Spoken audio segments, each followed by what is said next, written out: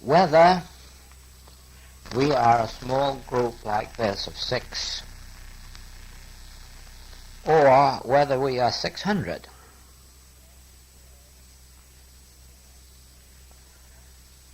We will only serve a spiritual purpose if, in coming together, we first realize that we are not 6 or 600, or any number in between or above, but that we are one.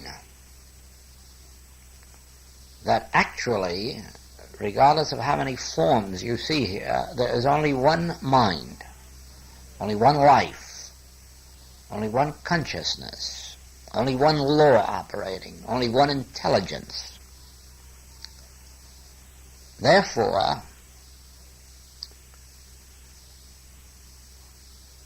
the mind or consciousness of the speaker is the mind and the consciousness of the hearer. It's one and the same mind. Therefore, the same consciousness is both speaking and hearing. And that means then there can be no misunderstanding.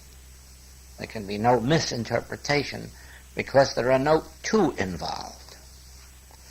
From a human standpoint, there are states and stages of consciousness. And therefore, what I say from one level of consciousness may not be understood by those of another level of consciousness. But I am not speaking down to a level of consciousness beneath me. That really is the secret of the success of our lecture work and our classwork. That I never go into a class feeling that I am the teacher and you are the student. I ignore you, and I address your consciousness, which is my consciousness. For it is only one, and therefore I don't take the attitude that I'm teaching. I take the attitude that I am merely an instrument through which God is speaking to itself, or talking to the Son, God the Father talking to God the Son. I'm an instrument through which it is being spoken, and you're an instrument through which it's being heard. But it is the same mind, the same soul, the same spirit, the same consciousness that is both speaking and hearing. Now,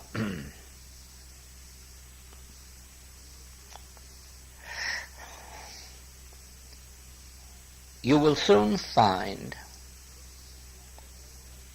that this is the secret of all relationships. If I go into prison to work with the prisoners and believe that I am a good man going in to talk to sinners, I am just as much defeated beforehand as if I were an ordinary minister who is going in and can't hold the men.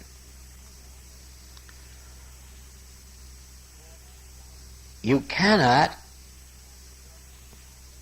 talk down to anyone and have them understand you at the level you wish them to. That is why you cannot talk to animals with baby talk.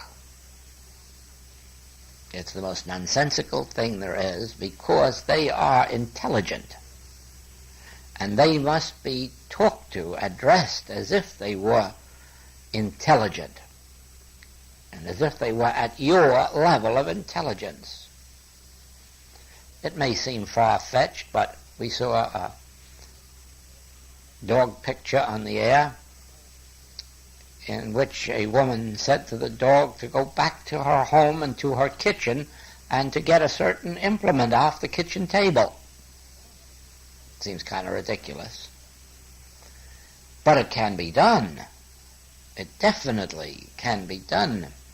There are horses. We have seen those horses from Austria, so trained that they can count. And if you ask them to count to 10, they count to 10. If you ask them to count to 7, they count to 7. They know the difference in these numbers. Therefore, they must have a mathematical intelligence. Now imagine talking baby talk to them. See that? In the same way that people who understand flowers don't talk baby talk to flowers. They talk to them as if they were living beings.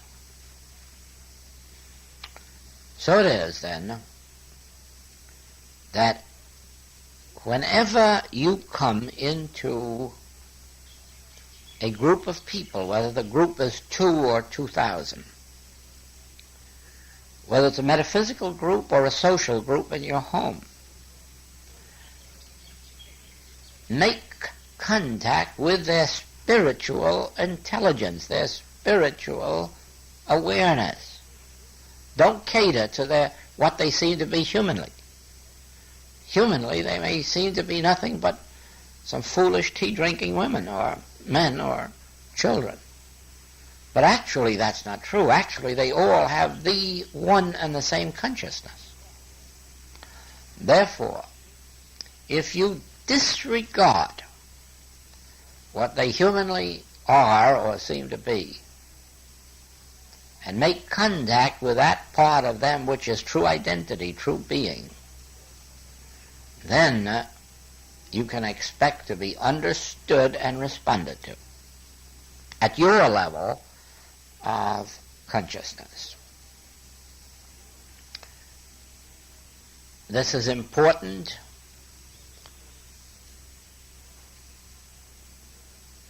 in your experience, such as being stuck on the mountain with your car, because humanly it may seem as if you are going to address people who have no interest in you or helping you, maybe even no time to do it.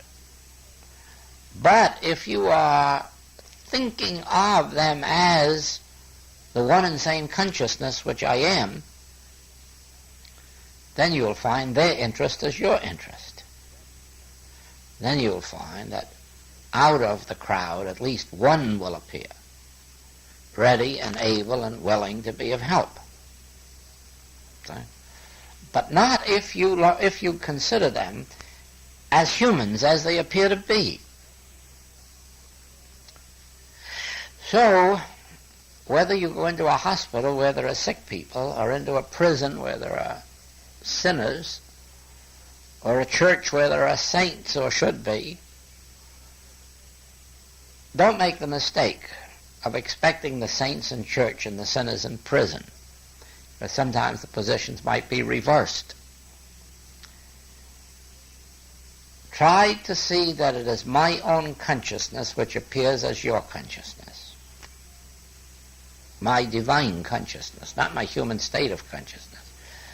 My divine consciousness, that which I truly am, you truly are. For all that the Father hath is thine. Now, this is important because it establishes your entire day. If you wake up in the morning and expect one reaction from husband or wife, and another reaction from children, and another reaction from storekeepers, and another reaction from your social acquaintances, and still another reaction from your business acquaintances, that's what you'll get. But if from the moment you are up in the morning you are realizing one life, one soul, one consciousness, infinitely expressed, infinitely manifested, then that's what you walk out to greet your own consciousness in other forms. Now,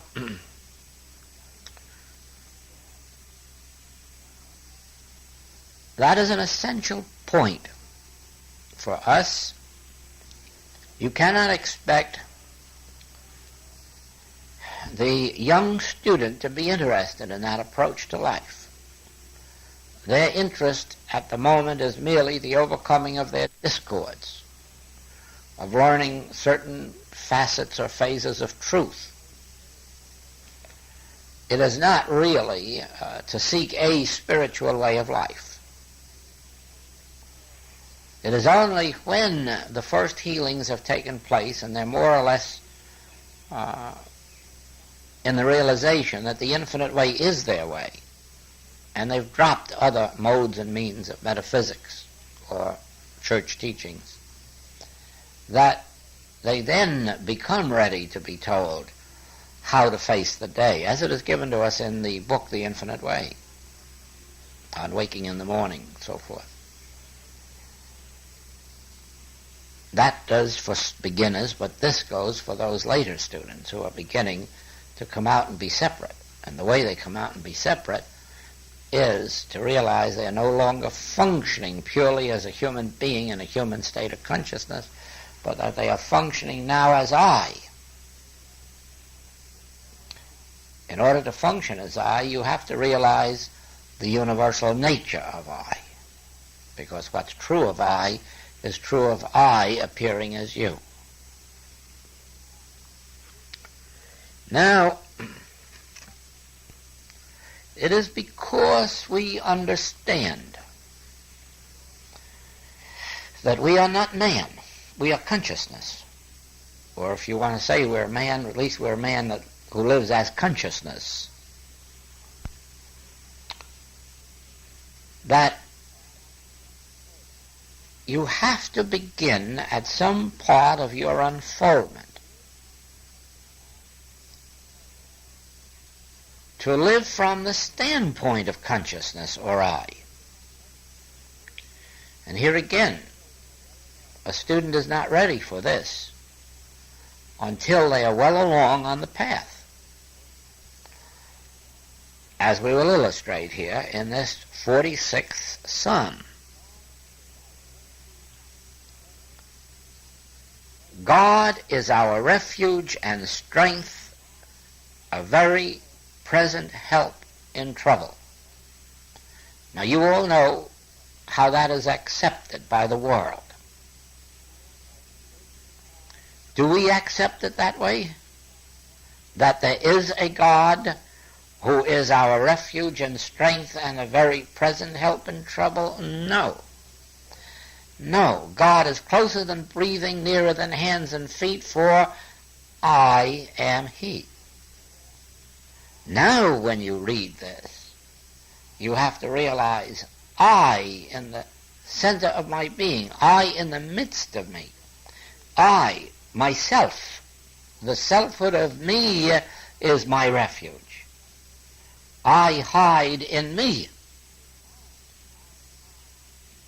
Do you see that? I, then, am the refuge and the ever-present help to my human experience. I embrace and embody God-being. I embody and embrace refuge and strength. Wine, water, meat, bread. Do you see the difference? One, you have a God, and a me dependent on God. In the infinite way, the I am is God, the very I am of me. Therefore, I am that God, all-inclusive, embodying, embracing within myself, capital S,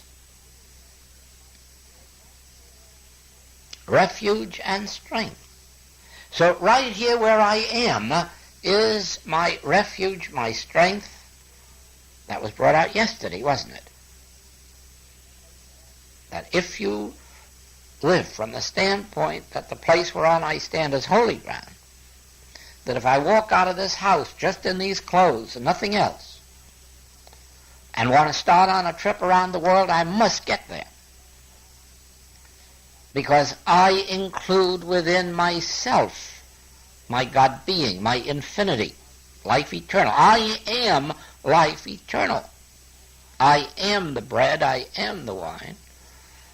And in that recognition that I and the Father are one, and all that the Father hath is mine, here and now, in that truth is my refuge, my fortress, my strength. Do you see that? Now, therefore will not we fear, though the earth be moved, and though the mountains be carried in the midst of the sea, Though the waters thereof roar and be troubled, though the mountains shake with the swelling thereof.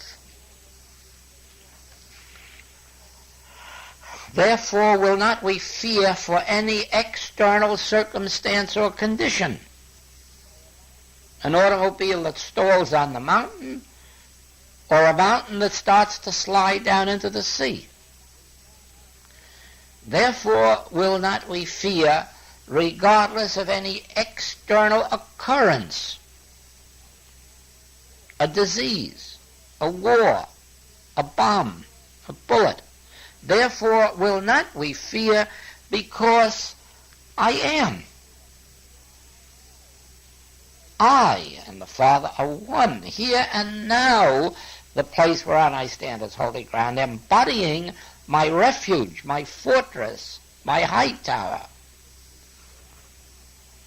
There is a river, the streams whereof shall make glad the city of God. City of God, consciousness of God. City of God. The city of God is the holy place of the tabernacles of the Most High. That is your consciousness. Does anything exist outside of your consciousness? Then the city of God is within your consciousness. Then the holy place of the tabernacles of the Most High, that's the inner sanctuary. That's also your own consciousness. There is a river, the streams whereof shall make glad the consciousness of God.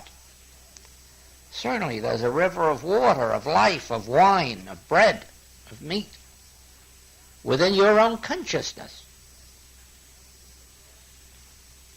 which illumines you, feeds you, inspires you, sustains you. God is in the midst of her, of this consciousness. She shall not be moved. God shall help her, and that right early.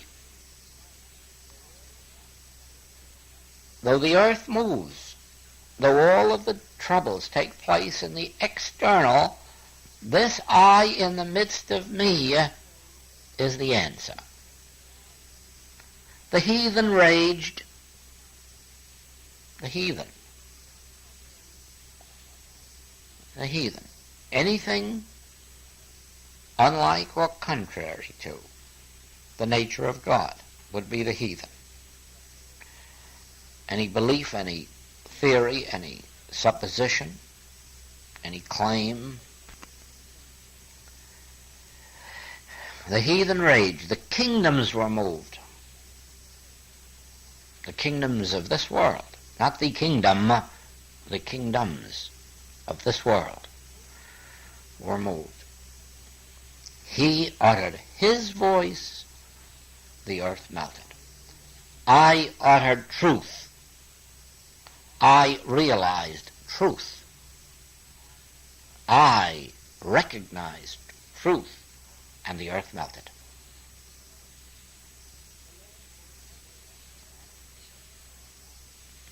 The Lord of hosts is with us. The God of Jacob is our refuge. Yes, the God of Jacob was I. I. That name that never can be voiced in the presence of the unillumined. Come, behold the works of the Lord, what desolations he hath made in the earth. He maketh wars to cease unto the end of the earth. He breaketh the bow and cutteth the spear in sunder. He burneth the chariot in the fire. Is there any he that does that? Wars have been going on from that day to this day. There isn't any he that does that. And this world of religion that's depending on a he to do it is being consumed. There isn't any he. I am he. Truth. Yes, I know the question that just arose.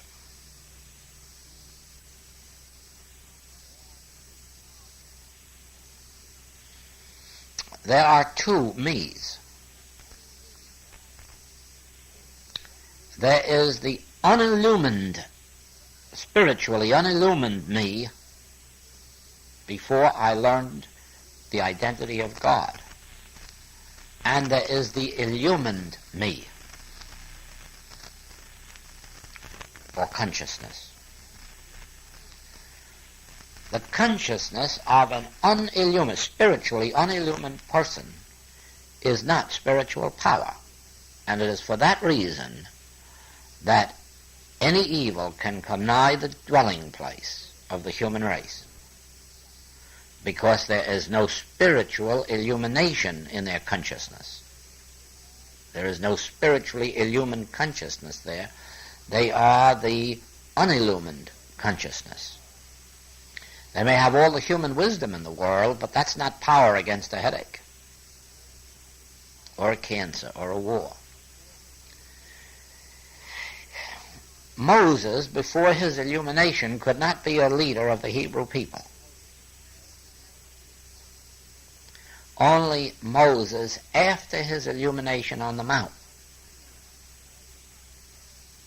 Before that, he was the unillumined consciousness, and the best he could do was be a shepherd on the hills.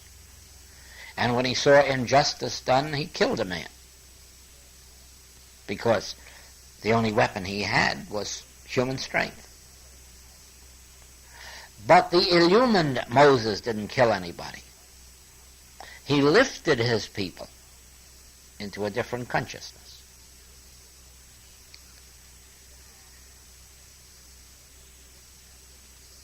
The fishermen, when they were fishermen, didn't heal anybody, and they didn't preach to anybody.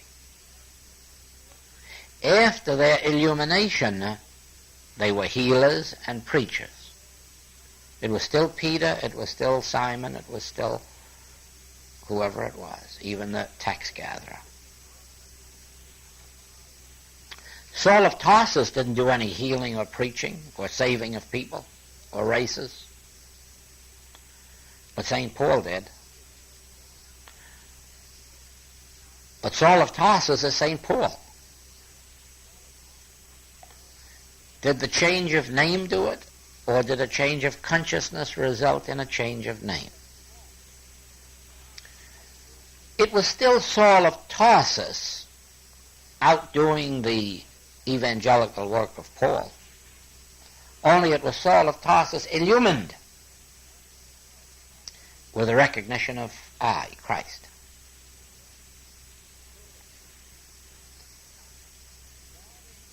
So it is then, God in the midst of her, God is in the midst of her, she shall not be moved.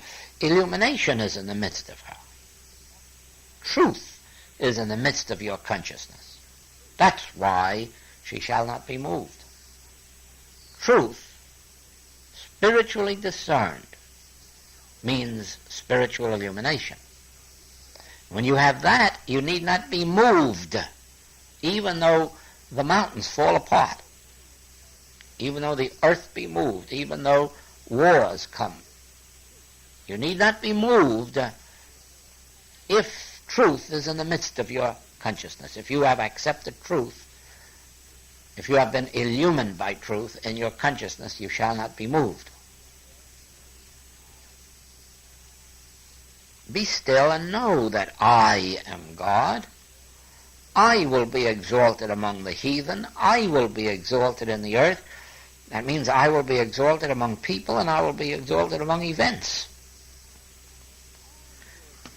But the word is I. I will be exalted. Now we're not using the word God or the Lord. We're using the true name.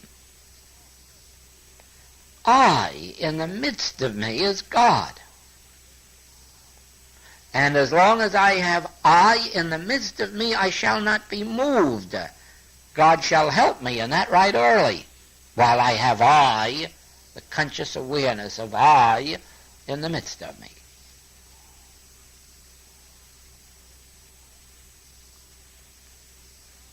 If I'm sitting around praying to something, if I'm wondering how to make contact with something, then I can lose my whole demonstration. But if I am living in the realization of I in the midst of me. And that I is my fortress and my high tower. That I is my gas mask. That I is my abiding place. I'm spiritually illumined, and that illumined consciousness speaks the word and the earth melts. I will be exalted among the heathen. I will be exalted in the earth. I. For I am life eternal. I am the resurrection and the life. I am the bread and the wine and the water. I in the midst of me is mighty. Now that is a state of illumination when you know that. When you know that, you are illumined. It means you have truth in the midst of you. It means I am truth. I am is the truth that saves me. Ye shall know the truth, and the truth will make you free. What truth shall you know? I am the truth. There is not I and truth. There is only I am truth. So you see then that the heathen is anybody who is depending on a concept of God. Whether their concept of God is a man hanging on a cross, or their concept of God is a white-bearded old gent on a cloud, or whether their concept of God is an impersonal law or principle, they're all heathens. They are only illumined when they come to the Mount of Revelation and realize, I am. I. Everything exists in the I that I am. Since before Abraham was, I am. Even if Joel only became apparent in 1800 and something. See that? Now,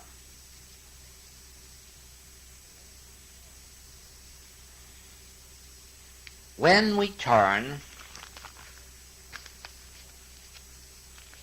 to the 91st Psalm, we have it still easier.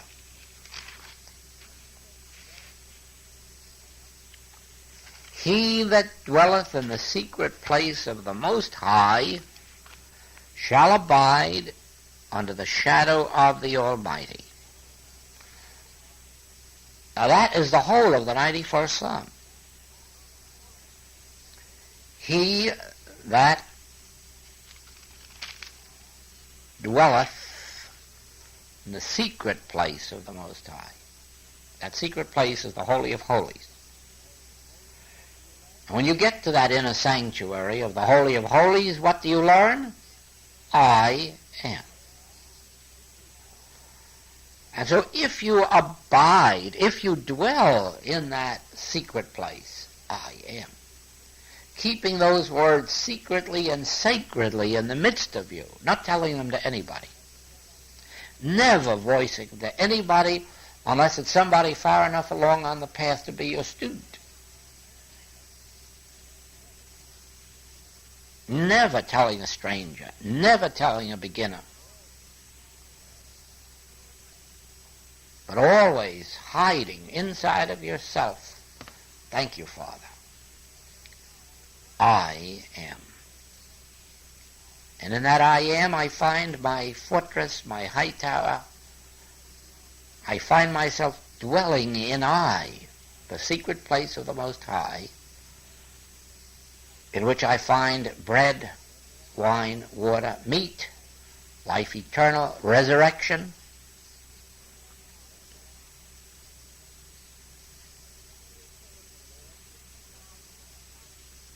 I will say of the Lord, He is my refuge and my fortress, my God. In Him will I trust. I will say of that I in the midst of me, I will say of that presence which I am, of that life which I am, I will say of this truth I can abide in it safely.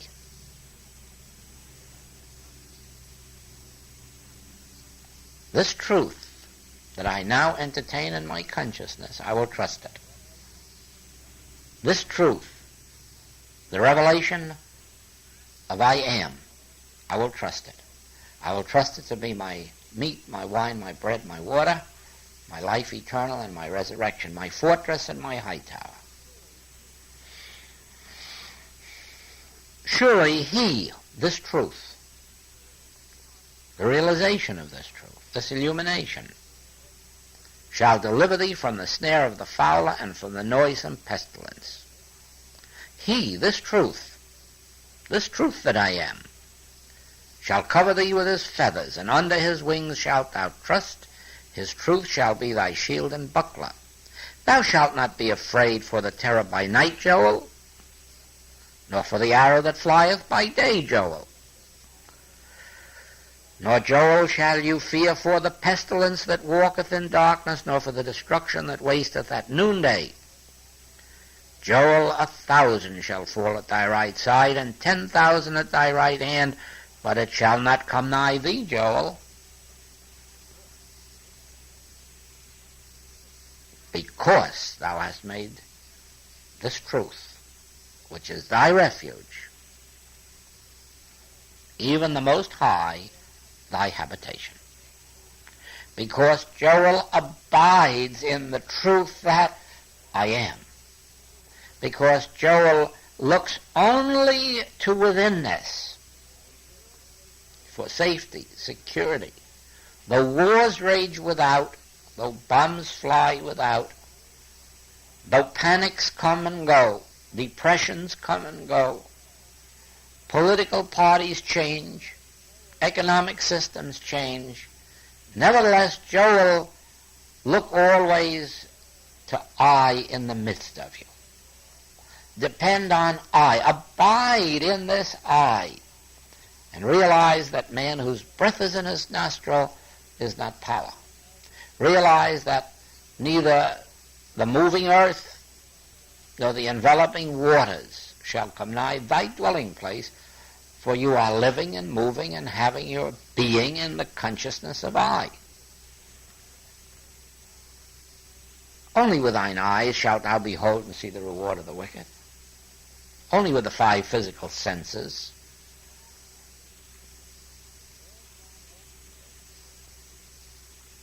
There shall no evil befall thee, neither shall any plague come nigh thy dwelling. What is my dwelling? What is my dwelling? My house. What is my house? My consciousness. And what is my consciousness? God. Therefore, how can any evil befall my God? For he shall give his angels charge over thee to keep thee in all thy ways. Certainly, I, the Father within me, goeth before me to make the crooked places straight. I, the Father within me, the presence within me, this divine illumination goes before me to prepare a place for me, to make the crooked places straight, to bring unto me my own. This inner, invisible, spiritual presence and power which is I am, which is embodied within me as my consciousness, this does it all, without taking conscious thought, without even knowing what it is I need or when I need it.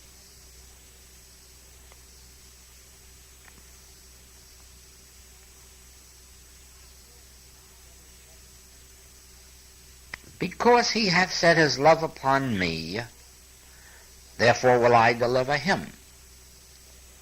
That is God speaking, and saying, because Joel hath set his love upon me, his faith and his confidence, therefore will I. I is the deliverer. I will deliver him. I. You can say I. You can think I, and that I will deliver you. Shall I go and get you some meat? No, I am meat. Do you want a power to resurrect you? I am the resurrection. Therefore will I deliver him. I will set him on high, because he hath known my name. Now you see what I said before, that the beginner is living as if he were a human being with a God somewhere, not realizing that he isn't living as a human being, he's living as consciousness, and that the reality of that consciousness is I. And as long as he can say I, God is uttering itself. Joel shall call upon me, and I will answer him. Always there's only one to give answer. I will be with him in trouble. I will deliver him and honor him. Why doesn't anybody believe this? Because they don't believe it's I. They believe it's a God. A man on a cloud, another man hanging on a tree, an impersonal law or principle. They cannot understand that I am God. Be still and know that I am God. There's no other word for God but I. These other words that are used as synonyms really only represent qualities. They're not synonyms at all. Any more than if I were to say, I am a male, I am a husband, I am a father, I am a brother, I am a friend. Now those names aren't synonyms for me. They're descriptive of relationships or qualities. They are not synonyms. Not at all. And all these names that we give to God are not synonyms, rightly speaking. They are descriptive names of qualities. If you say God is love, you are mentioning a quality of God, a characteristic or nature of God. If you say God is intelligence, but there's only one word for God, that word is I. I will answer him, I will be with him in trouble, I will deliver him, I will honor him. I will do all this. I in the midst of me. I in the midst of you. Whithersoever thou goest, I will go. If you make your bed in hell, I am there. If you go up to heaven, I am there. If you walk through the valley of the shadow of death, I am there. The secret word is I. You cannot understand these Psalms. You cannot understand the revelation of Jesus Christ unless you know that thou seest me, thou seest the Father that sent me, for I and the Father are one I. It's the same I.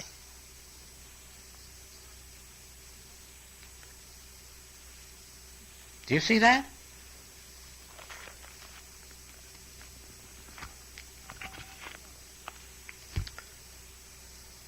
Dwelling, that's consciousness. Dwelling place. I live and move, I dwell in the secret place of the Most High, or I live and move and have my being in God.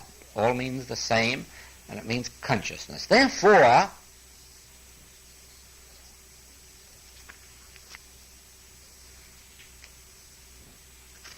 I have all these same notes here.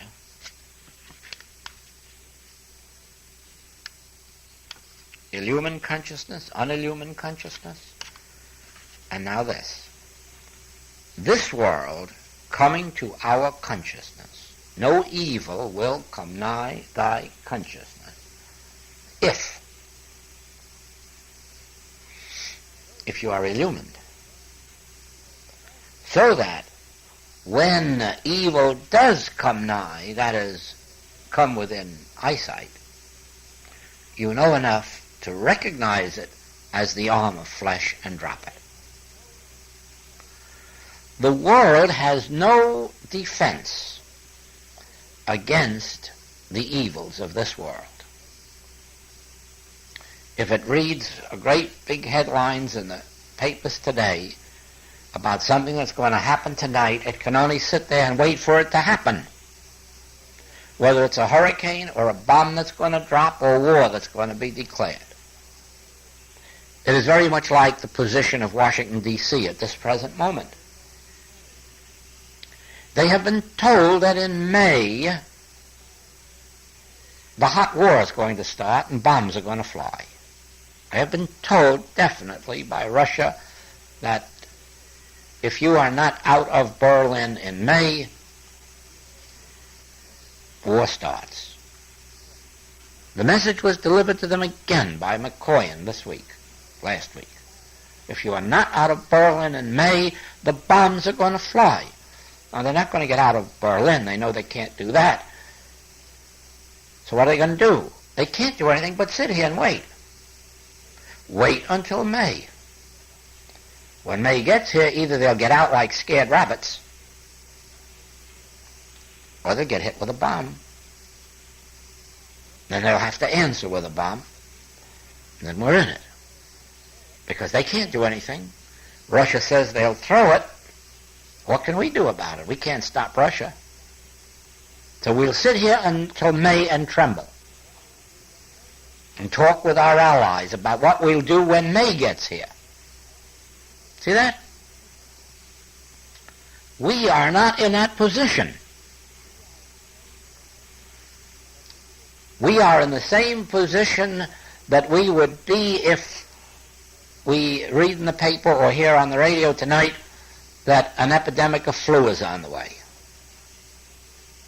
or a tornado. We immediately recognize it as the arm of flesh. Thou couldst have no power over me.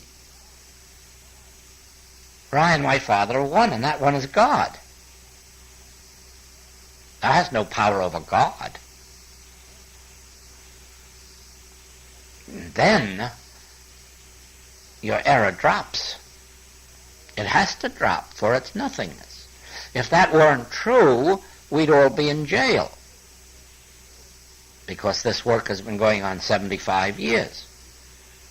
And if people weren't actually getting healings, we'd all be stopped in our work by now. And on what basis do they get healings? Because we say, thou canst not come nigh my dwelling place, thou hast no power. What did hinder you? Pick up your bed and walk. In other words, because we are proving that in the presence of the illumined consciousness, now what constitutes an illumined consciousness? A consciousness that knows that I am God. And that I being infinite, nothing else is power. In the presence of that consciousness, error dissolves, whether it's a person, a place, or a thing. We have seen cases in courts reversed with a person of understanding, of spiritual understanding present in the case. We have seen conditions changed, injustices corrected.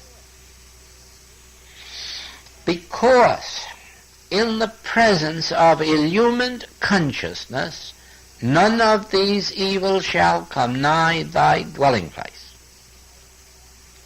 Illumined consciousness knows God. To know him aright is life eternal.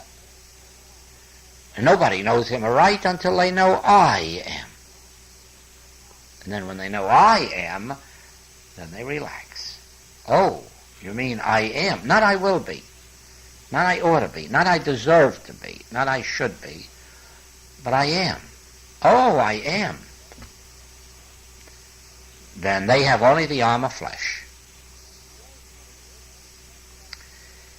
The ultimate of this is summed up in this wise. The temporal power is not power in the presence of illumined consciousness. That's how to sum it up. Temporal power is might. We proved that when we had more airplanes than the Germans, so we licked them. And we had a bigger bomb than the Japanese, and we licked them. Therefore, in temporal experience, might is power. See? But in the presence of illumined consciousness, might is not power. They have only the arm of flesh. They may have armies 4 times stronger than ours and weapons 10 times stronger than ours, but it's a temporal power.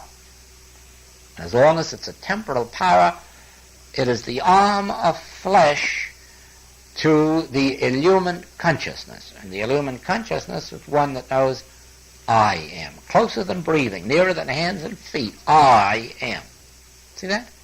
Not out here, not out there, not a me pleading to it, a recognition of I. I will never leave thee nor forsake thee. Is that a person talking? Or is that I? I will never leave thee nor forsake thee. I will be with thee unto the end of the world. I. Illumined consciousness is the state of consciousness that has recognized I in the midst of me as God. I am He. And life flows out. See that? Power flows out from me. It doesn't act upon me. Therefore, any threat or temptation or appearance or theory that approaches your consciousness must be recognized. You can't ignore it. It was a beautiful thing that Mazzetti says that if you ignore error in the first place, it will handle you in the second place. You just can't sit here and let error come up to your face and walk by. You can't do that. You must consciously know the truth, and the truth will make you free. I don't mean by that you have to stay awake 24 hours looking for error to deny. I mean you have to live in the consciousness that the arm of flesh is not power. Then if you go to sleep and it passes by, it won't touch you.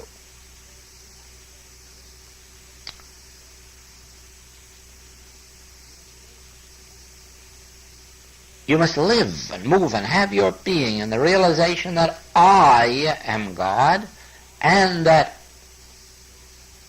all of these temptations, suggestions, appearances, armies of the aliens, all of this is temporal power.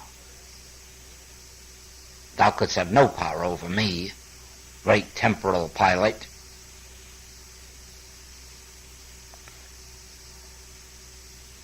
For thou art the arm of flesh, or nothingness. In other words, if God doesn't ordain it, create it, maintain it, and sustain it, it isn't power. Anything or anybody that you can look at and say that can't be God ordained. If it's destructive in nature, evil in nature, erroneous in nature,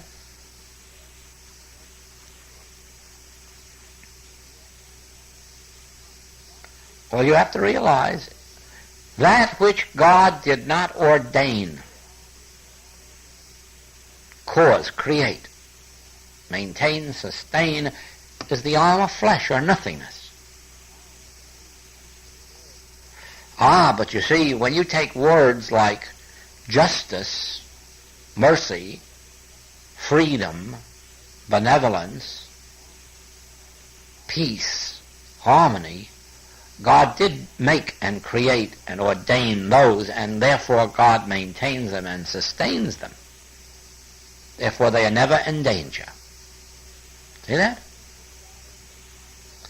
Anything that God ordained is forever. That which God hath joined together, no man can put asunder. That is, that which God caused, that which God created, that which God maintained. No man has power over it, whether he's got an army or whether he's got an atomic bomb. Nobody has power. Nothing has power over that which God has ordained. Ah, yes. But in the presence of the unillumined human mind that gives those power, that's where the power is. You first give it power and then let it attack you. So the unillumined human mind gives power to dictatorships, to germs, to bombs, weather, to climate. Then after it gives it the power, it suffers from the very power that it gave it.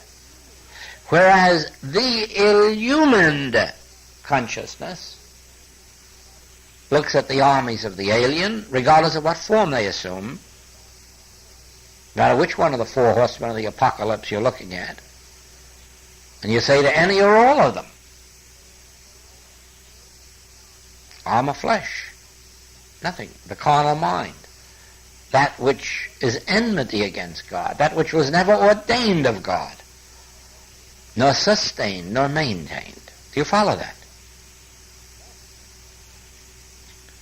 But the student must be alert. There must not be a student and a God.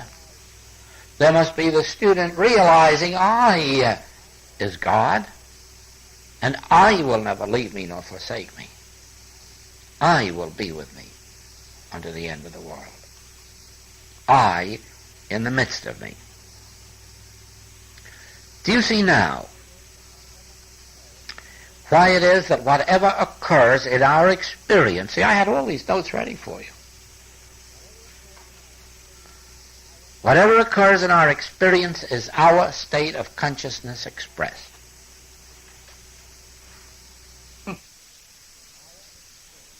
Occurs in our experience is our state of consciousness expressed. Do you see that? If you know I, you are externalizing harmony. If you don't, you're externalizing trouble. Whether or not you are the illumined consciousness or the unillumined consciousness, or whatever degree of illumined consciousness you are, in proportion is that the degree of harmony in your experience. Do you see? That is why we are responsible for our own demonstration. That is why I am captain of my soul, master of my fate, in accord with the degree of my illumination. And if I have recognized God as I can walk up and down this earth and always find that if ravens don't bring me food, the poor widow will. And sometimes there are rich widows will too. Always something, somebody will appear as form.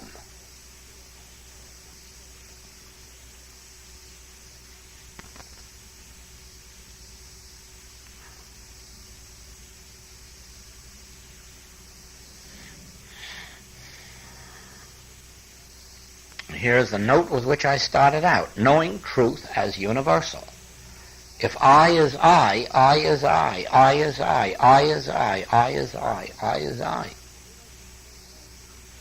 There can be no such thing as Jesus is I, unless Joel is I. But it can't be that Joel is I, unless you are I. But the question is whether or not you know it. That's what constitutes illumination. Ye shall know the truth. and the truth shall make you free. See that? Well, that's it. Thank you.